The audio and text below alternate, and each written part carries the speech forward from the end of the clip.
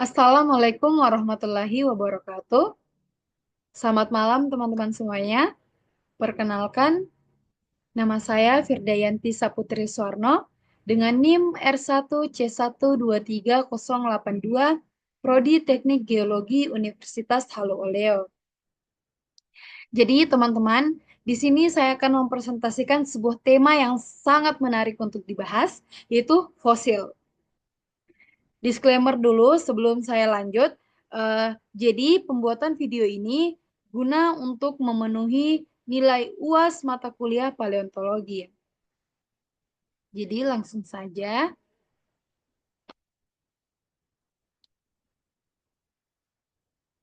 Teman-teman semua pasti sudah tidak asing dengan kata fosil. Ya. Jadi apa itu fosil?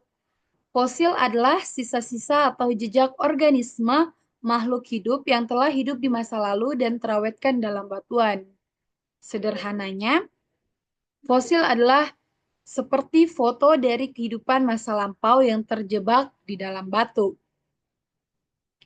Selanjutnya, jenis-jenis fosil. Jenis-jenis fosil sangat banyak, tetapi di sini saya akan membahas jenis-jenis fosil secara umum saja. Jadi, jenis-jenis fosil secara umum itu terdapat atas dua.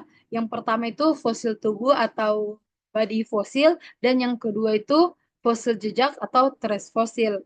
Jadi, yang pertama fosil tubuh. Jadi, fosil tubuh adalah fosil yang berupa bagian tubuh organisme seperti tulang, gigi, cangkang, atau bahkan seluruh tubuh organisme. Sedangkan fosil jejak adalah fosil yang berupa jejak aktivitas organisme seperti jejak kaki, lubang, atau bekas tanaman. Kemudian, eh, proses pemfosilan. Proses pemfosilan terbagi atas beberapa. Yang pertama itu karbonisasi. Karbonisasi, zat organik yang mengalami pembusukan secara perlahan akan mengalami kehilangan gas dan cairannya, dan pada akhirnya hanya akan meninggalkan suatu lapisan tipis dari karbon. Dan yang kedua, petrifikasi atau permineralisasi. Proses ini terjadi apabila air tanah yang mengandung suatu mineral tertentu menyusup ke pori-pori pada tulang, cangkang, atau material tumbuhan. Air tanah ini kemudian mengendapkan mineral yang terlarut pada pori maupun rongga yang kosong dari bagian keras organisme tersebut. Dan permineralisasi terjadi ketika mineral yang mengendap hanya satu jenis mineral saja, sedangkan petrifikasi terjadi ketika banyak mineral yang mengendap. Selanjutnya, yang ketiga adalah proses mineralisasi. Pengawetan jenis ini terjadi apabila bagian keras dari suatu organisme terbawa pergi setelah dilarutkan oleh air tanah, meninggalkan rongga yang bentuknya merupakan cetakan dari bagian keras tadi. Proses ini segera diikuti oleh pengendapan mineral lain yang dibawa oleh air tanah tersebut pada rongga yang tertinggal, sehingga terjadi bentuk yang serupa dengan bagian keras dari suatu organisme tadi, namun dengan senyawa atau mineral yang berbeda. Dan yang keempat, ada mold dan cast. Jadi, mold adalah cetakan atau rongga yang terbentuk setelah bagian keras organisme seperti cangkang atau tulang terkubur dan kemudian larut dan hancur. Sedangkan cast adalah cetakan yang terisi oleh mineral lain sehingga membentuk replika tiga dimensi dari bagian organisme yang hilang tadi. Selanjutnya ada kegunaan fosil. Kegunaan fosil dalam bidang geologi yang pertama itu untuk penentuan umur relatif suatu batuan, yang kedua itu untuk korelasi antar batuan, dan yang ketiga itu mempelajari evolusi makhluk hidup, yang keempat mengetahui lingkungan ekologi masa lalu, dan yang terakhir adalah merekonstruksi lingkungan masa lalu. Lanjut. Selain contoh kegunaan fosil dalam bidang geologi, ada pula contoh kegunaan fosil dalam sehari-hari. Yang pertama itu pencarian minyak dan gas bumi. Fosil juga dapat digunakan untuk menentukan lokasi batuan reservoir yang mengandung minyak dan gas bumi.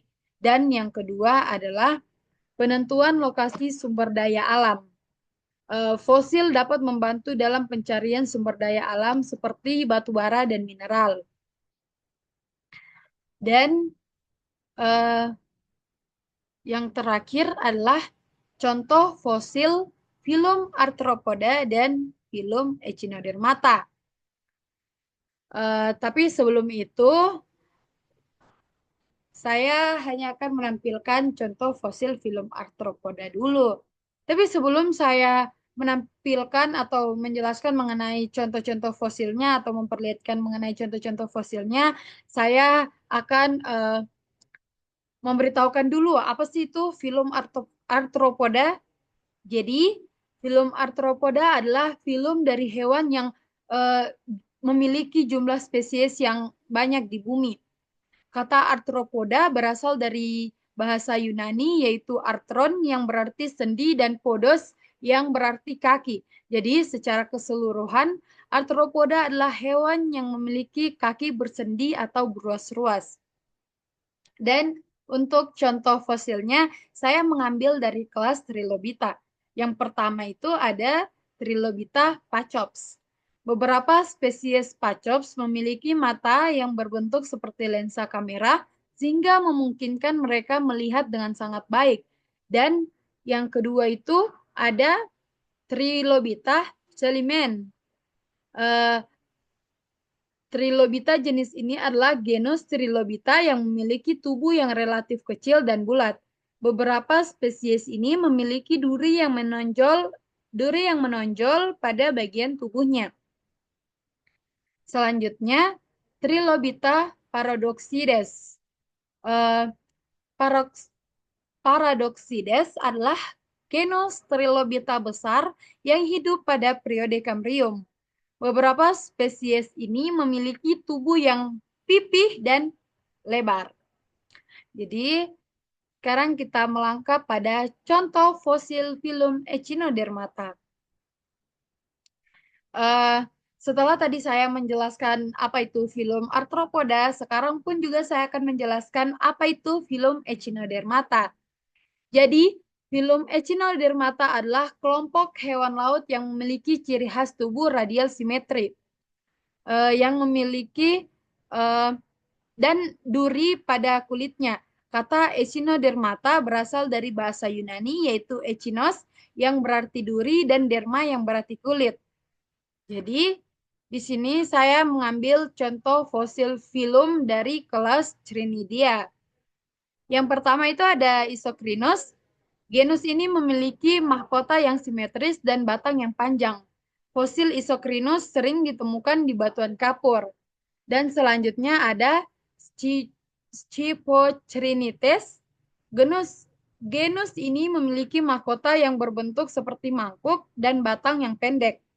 Fosil ini sering ditemukan di batuan gamping. Dan yang terakhir adalah Agaricocrinus. Genus ini memiliki mahkota yang datar dan lebar, menyerupai jamur.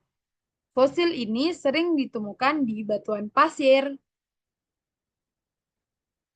Jadi, itulah pemaparan materi yang dapat saya sampaikan. Apabila ada kesalahan, mohon dimaafkan. Wassalamualaikum warahmatullahi wabarakatuh.